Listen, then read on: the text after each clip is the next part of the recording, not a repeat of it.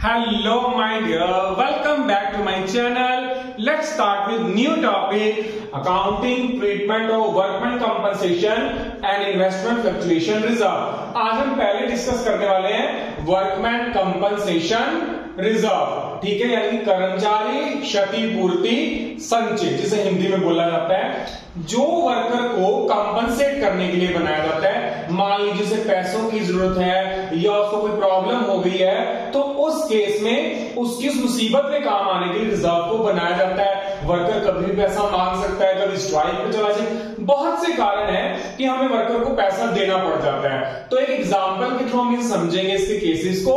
हम एक एग्जाम्पल के थ्रू समझेंगे कि किस किस कंडीशन में कैसे कैसे हम कैलकुलेट करते हैं रिजर्व को। देखो एग्जाम्पल में ओल्ड रेशो और न्यू रेशो गिवन है। हमारे पास तीन पार्टनर है, एबीसी पार्टनर है। ओल्ड रेशो 1:1:1 और न्यू रेशो 3:2:1। ये वाला केस तो हम लास्ट लेक्चर में समझ चुके हैं। आई होप कि आपको याद आ गया होगा। ठीक है, old ratio new ratio question में गिवन है, इन्होंने 60,000 का रिजर्व बनाया है। फर्स्ट केस क्या है कि जहां पे मुझे कोई भी इंफॉर्मेशन नहीं दे रखी कि वर्कर ने कोई क्लेम नहीं मांगा, कोई इंफॉर्मेशन नहीं है, उस केस में हमने रिजर्व को डिस्ट्रीब्यूशन करना है ओल्ड रेशो में ओल्ड पार्टनर के बीच में। तो क्या जनरल एंट्री होगी? Workman compensation reserve account debit to partners capital account credit. Second case है, अगर उसने क्लेम मांगा 30,000 का, रिजर्व कितने का बनाया है? 60,000 का।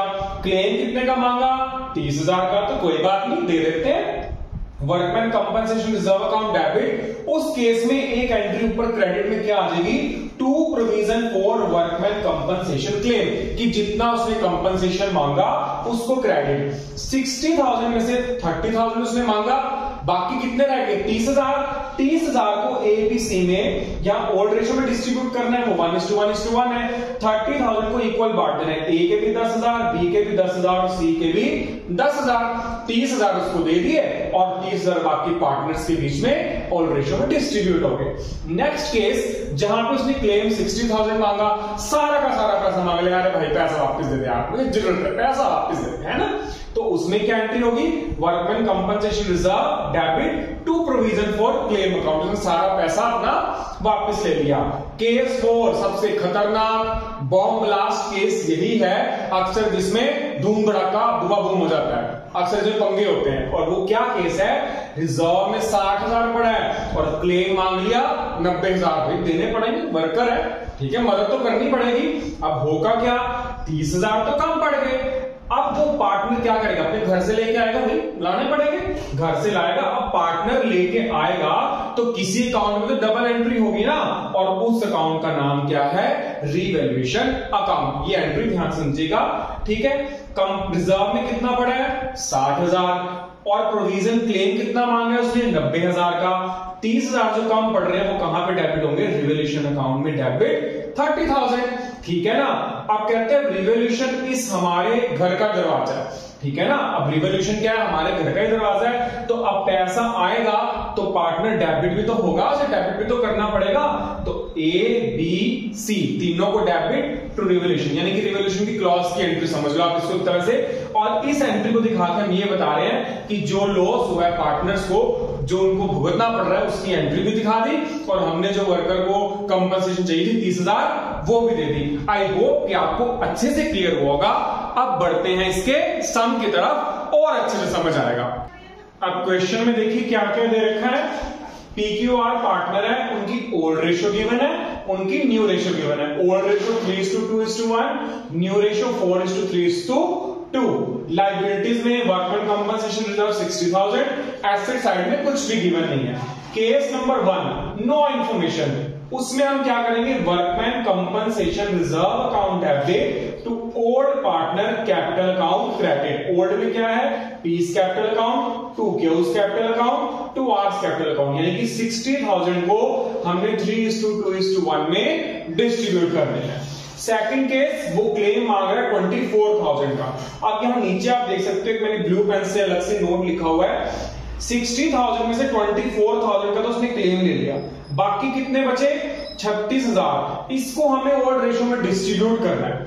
अब ये 60,000, 60 में से 24 को क्लेम दे दिया हमने उसको, वो क्लेम ले गया 24,000 का, 36,000 को ये हमने डिस्ट्रीब्यूट करा, पी के हिस्से में 18, क्यू के हिस्से में 12, आर के हिस्से में 6, इस रेशियो में बांटा हुआ 3:2:1 में। थर्ड केस क्या है, क्लेम 60,000 पूरा मांग लिया उसने, तो workman compensation reserve account debit to provision for workman compensation claim account credit.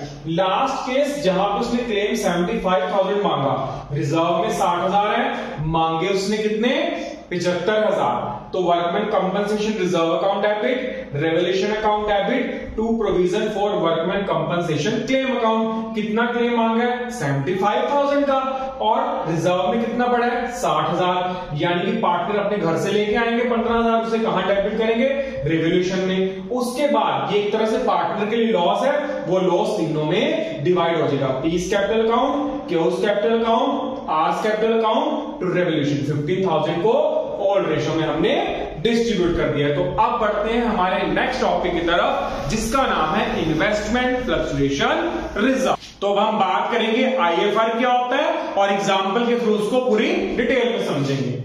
IFR investment fluctuation reserve. देखो इन्वेस्टमेंट क्या होती है, फ्लक्चुएट, कभी अप कभी डाउन। अगर इन्वेस्टमेंट बढ़ गई तो अच्छा है, प्रॉफिट हो रहा है, अगर इन्वेस्टमेंट कम हो गई तो इसका मतलब लॉस, उसके नुकसान से बचने के लिए जो रिजर्व बनाते हैं दैट इज आईएफआर। अब एग्जांपल के थ्रू समझते हैं। लायबिलिटी में हमने क्या देखा, आईएफआर 30,000, एसेट जहां पे इन्वेस्टमेंट दे रखी है 5 लाख की, 5 लाख की इन्वेस्टमेंट पर हमने 30,000 का रिजर्व बनाया हुआ है। इसमें आपको ये देखना है कि इन्वेस्टमेंट की वैल्यू कितनी कम ज्यादा हो रही है। Old ratio 3:1, 3:2:1, new ratio 1:1:1, PQR partner है, ठीक है जी।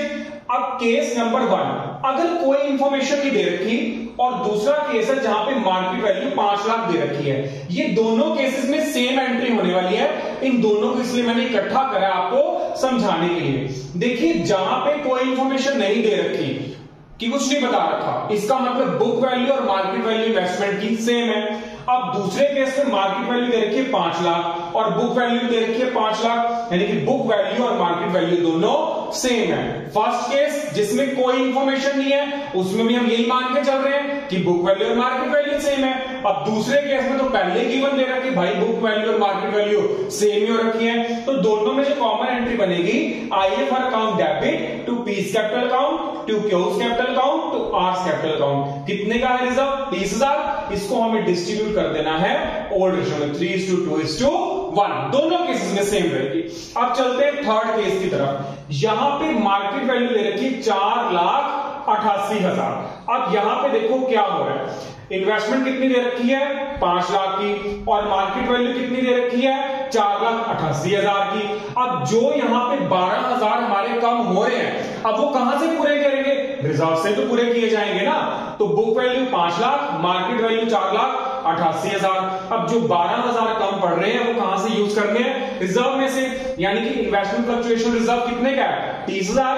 30,000 में से 12,000 हमने यूज कर लिए, कितने बचे 18,000। तो आईएफआर डेबिट टू इन्वेस्टमेंट, फिर to P's capital account, to Q's capital account, to R's capital account. Reserve कितने का 30,000, रिजर्व में से हम 12,000 यूज कर चुके हैं, 30,000 में से 12,000 का कितना आया 18,000। उस 18,000 को हमें यहां पे ओल्ड रेशियो में पार्टनर्स में डिस्ट्रीब्यूट कर देना है।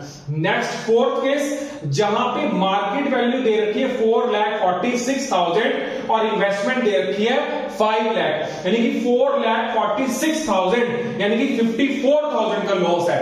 अब कहां से पूरा करें, क्या करें भाई, वही वीसीआर वाला केस यहां पे चलाएंगे। IFR debit, revolution debit, partner अपने घर से तो पूरा करेगा, यानी कि 54,000 है, 30,000 का तो रिजर्व हो गया, बाकी 24,000 रिवोल्यूशन में, ठीक है, और इन्वेस्टमेंट 54,000। अब ये 24,000 है, ये कहां डेबिट होगा, पार्टनर्स के कैपिटल अकाउंट में ओल्ड रेशियो में, पी का debit, Q's debit, R debit, 24,000 3:2:1 old ratio के अंदर टू रिवोल्यूशन। ये क्या हो गया, लॉस, ठीक है ना। और फिफ्थ केस जहां पे मार्केट वैल्यू 5,06,000 है, अरे भाई कम हो सकता है तो बढ़ भी सकता है, तो बल्ले बल्ले प्रॉफिट हो गया, अब तो खुश हो जाओ, ठीक है ना। 5,06,000 यानी कि 6,000 का हो रहा है प्रॉफिट, ठीक है। अब क्या करना है, कुछ नहीं, पहले आईएफआर रिजर्व 30,000 उसको डिस्ट्रीब्यूट कर दो 30,000 को ओल्ड रेशियो में बांट दिया। उसके बाद इन्वेस्टमेंट डेबिट टू रिवोल्यूशन, भाई प्रॉफिट हो रहा है 6,000 का, ठीक है। अब रिवोल्यूशन क्या हो जाएगा, डेबिट हो जाएगा। लॉस के टाइम पर रिवोल्यूशन क्रेडिट, प्रॉफिट के टाइम पर रिवोल्यूशन डेबिट। लॉस के टाइम पे पार्टनर डेबिट, प्रॉफिट के टाइम पे पार्टनर क्रेडिट। इस 6,000 को हमने कौन सी रेशियो में बांट देना है, ओल्ड रेशियो में। मैं उम्मीद करता हूं कि आपको ये कॉन्सेप्ट अच्छे से क्लियर हो गया होगा। मिलते हैं नई वीडियो, नए जोश और नई उम्मीद के साथ। आएंगे एक नया लेक्चर लेके, नया टॉपिक लेके आपके सामने। तब तक के लिए मस्त रहिए, स्वस्थ रहिए, बिंदास रहिए, खाते रहिए, पीते रहिए और बार बार मेरी वीडियोस को देखते रहिए और मेरे साथ जुड़े रहिए।